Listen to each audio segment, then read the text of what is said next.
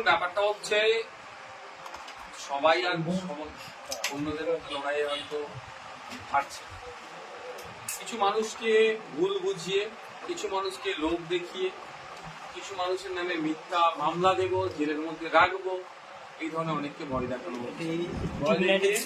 দল থেকে, আইএসএফ থেকে তৃণমূলে জয়েন করানোর চেষ্টা করছে। অনেকে আমাদের অনেক নেতৃত্বদেরকে ইতিমধ্যে ভয় দেখিয়ে রেখেছে, অনেকে ভয় পেয়ে গিয়েছে, আর হেভি অংশ ভয় পায়নি, এখন লড়াই ময়দানে টিকে আছে। যে মানুষের ভোট নিয়ে মানুষের সাথে কেউ না প্রতারণা করে, মানুষের ভোট নিয়ে মানুষের সাথে কেউ না যে কমিটমেন্ট করেছিল সেটা না ব্রেক করে। হ্যাঁ, যদি মনে হয় কাজ করার অসুবিধা হচ্ছে, উন্নয়নের জোয়ারে সামিল হতে হবে, অনেকে অনেক কথা বলছে, তাদের উদ্দেশ্য আমার একটাই বার্তা, সেটা হচ্ছে মানুষ কিন্তু খাম সিম্বলটাকে দেখে ভোট দিয়েছে। সুতরাং যে স্বচ্ছ রাজনীতির কথা যারা বলছেন এখন বর্তমানে, বা যে কথাই বলুন না কেন, তাদের কাজ হবে যে পদত্যাগ করে নতুন দলে সে অংশগ্রহণ করুন। অন্যথায় মানুষের ভোট নিয়ে মানুষের সাথে যারা এই কাজটা করছেন, যে তাদের ভোটের মূল্যায়ন করছে না, আগামী দিনে মানুষই তাদেরকে মূল্যায়ন করবেন এবং কোন জায়গায় রাখবে সেটা মানুষ ডিসাইড করবে। যদি এখানে আপনাদের কর্মী সমর্থক নেতৃত্বটা চলে যায়, তাহলে তো আইএসএফ ভাঙড় থেকে মুছে যাবে। কোথায় 2021 সালে তো আমাদের একটা পঞ্চায়েতের মেম্বার ছিল না, সমিতির মেম্বার একটাও ছিল না, জেলা পরিষদের মেম্বার একটাও ছিল না, সেখানে 1,09,000 ভোট পেয়েছিলাম। এখন তো তাও অনেক হয়েছে। তো আপনি যেটা বলতে চাইছেন সেটা কিছুই হবে না। বাংলার মানুষের অন্তরে আইএসএফ নিতে গিয়েছে।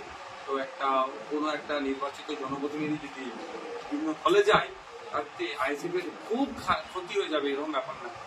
এরপরে আরো অনেকের নাম শোনা যাচ্ছে যে আপনাদের যে একমাত্র জেলা পরিষদ সদস্য যেটা রাইনুল হক, সেও নাকি তৃণমূলে যোগদান করবে বলে সূত্র মারফত খবর পাচ্ছে। দেখুন ব্যাপারটা হচ্ছে আজকেই তো রাইনুল এসেছিল, কথা হচ্ছিল, এরকম কোনো তার কাছে আওয়াজ পাইনি। তবে একটা কথা দেখুন, আমি আবারও বলছি, অনেক মিথ্যা ভয় দেখাচ্ছে, চমকাচ্ছে, ধমকাচ্ছে, ওই চমকে ধমকে কিছু মানুষকে ভয় দিতে পারবে।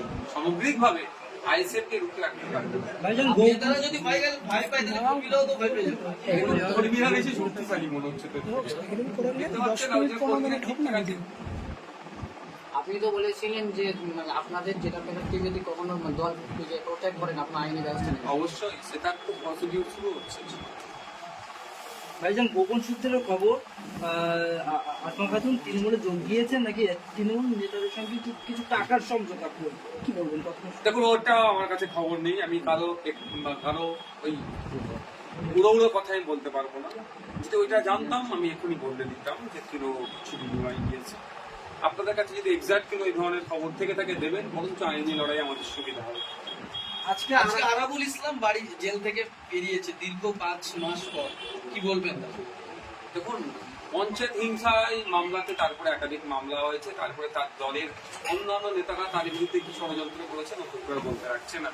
তিনি বাড়ি এসেছেন, জামিন পেয়েছেন, আইনের মাধ্যমে তিনি জামিন নিয়েছেন। তবে আমরা পঞ্চায়েত মামলাতে যেটা করেছি, আমাদের কর্মী খুন হয়েছে, একাধিক কর্মী খুন হয়েছে, একাধিক কর্মী ক্ষতিগ্রস্ত হয়েছে। আমরা যে আরামুল ইসলাম সাহেব যাতে কনভিক্ট হয়, যাতে তার বিচার হয়, তার জন্য আমরা লড়াই করে যাবো। উনি বর্তমান পঞ্চায়েত সমিতির সভাপতি, ওনার যে নামের ভোট ছিল নামের ভোট তুলে দেওয়া হয়েছে। এমনকি পঞ্চায়েত সমিতি আরাবুল বিরোধীরা পঞ্চায়েত সমিতির অনেক ঘরে গিয়ে তারা মিটিং করছে। এমনকি তারা বলছেন যে আরাবুল ইসলাম হচ্ছে দুর্নীতিবাজের কোন জায়গায়। সেটা তার দলীয় ব্যাপার বলতে, কে আর কারা মানে তাদের দলের মধ্যে তারা কাকে পঞ্চায়েত সমিতি সভাপতি করবেন, কাকে মানবেন না, তাদের রাজনৈতিক দলের দলীয় ব্যাপার। তবে এতটুকু আমি বলবো, এটা হচ্ছে ভাগ বাটোয়ারার লড়াই হচ্ছে তাদের মধ্যে। কে কত পার্সেন্টেজ, 25% কারা কন্ট্রোল করবে, এর লড়াই চলছে। মানুষকে উন্নয়ন করব, মানুষকে পরিষেবা দেবো, মানুষের পাশে থাকবো, এই লড়াই তাদের মধ্যে, এই কম্পিটিশন হয়। জেল থেকে বেরিয়ে রীতিমতো আরাবুল ইসলাম তৃণমূল ভবনে গেছে, নেতৃত্বের সঙ্গে দেখা করেছে। তো তৃণমূল ভবনে যাবেন থেকে বিজেপি পার্টি বেশি যাবে নাকি? উনি তৃণমূলের নেতা, তৃণমূল অফিসে গিয়েছে, এটা তো স্বাভাবিক ব্যাপার, এটা কিছু চমকের ব্যাপার না। আসমা বেবি বলছেন যে নওশাদ সিদ্দিকী মানুষের পাশে থাকছেন না। তিনি অনেকবার আপনাকে ফোন করেছেন, পাননি, এবং আইএসএফ থেকে কোনো সাপোর্ট পায়নি। তার 4 জন কর্মী আর কি আহত হয়েছে, মানে হসপিটালে ভর্তি ছিল, কোনো আইএসএফ কর্মী বা নেতৃত্বরা দেখতে যায়। কি বলবেন? ব্যাপারটা হচ্ছে আমি আপনাদের বলি সব সময় ফিজিক্যালি যে উপস্থিত থাকতে হবে এরকম ব্যাপার নয়, তাদের পরিবারের লোকজনকে আর্থিক সহযোগিতা থেকে শুরু করে বিভিন্ন আইনি সহযোগিতা আমাদের দেওয়া হচ্ছে কি দেওয়া হচ্ছে না সেটা খোঁজ নিতে। এবং ভাঙড়ে তো আমাদের অনেক নেতৃত্বরা আছেন, অনেকে জেল খেটেছেন, তাদেরকে জামিনের ক্ষেত্রে আইএসএফ এর কি ভূমিকা আছে না ভূমিকা আছে জিজ্ঞাসা করুন। আর ফোনের কথা যেটা বলছেন আমি এটা একদম ফেলে দেওয়ার কথা বলবো না, কারণ ফোন আমি আজকাল বেশি ইউজ করছি না, আমাদের অফিসেই থাকে, সুতরাং সেখানেও একটা লিমিটেশন টাইম পিরিয়ড থাকছে। তারপরেও বলবো যা যেরকম সুবিধা হয় আমাকেও না ফোনে পেলে আমাদের যারা অ্যাসোসিয়েট আছে তাদের সাথে যোগাযোগ করলেও সেই সমস্যাগুলো আমরা সমাধান করার চেষ্টা করি। আসমা খাতুন বলছে যে ভাঙড়ের বিধায়ক ভাঙড়ে ঠিক মতো উপস্থিত হতে পারছে না, তাই ভাঙড়ের মানুষের সঙ্গে ঠিকঠাক পরিষেবা দিতে পারছে না।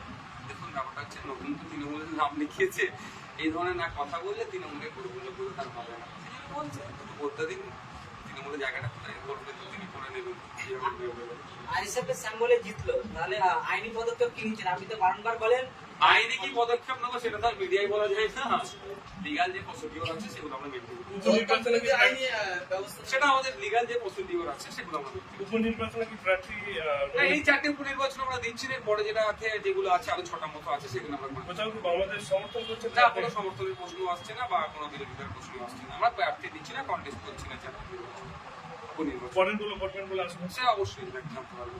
আসমা খাতুন রীতিমতো অভিযোগ করেছেন যে আইএসএফ এর কর্মীদের কোনো সমস্যা হলে আমাদেরকে বলতো, কিন্তু আমরা সেই সমস্যাটা উপর মহলে তুলে ধরতে পারতাম না, উপর মহলের সাথে আমাদের কোনো যোগাযোগ থাকতো না, যোগাযোগ দিচ্ছি না। বাকি অঞ্চল নেতৃত্বদের কাছ থেকে এটা জিজ্ঞাসা করে নি, ওরা উত্তর দেবে বলে ছোট করে দিচ্ছি। ভাইজান আমরা যেভাবে খবর পাচ্ছিলাম আবারুল সাহেব থেকে আসলে না, এই ধরুন আমি আপনাদের বলি নেওয়ার প্রশ্নই আসছে না, যোগদান থেকে বড় কথা নেওয়ার প্রশ্নই আসছে না।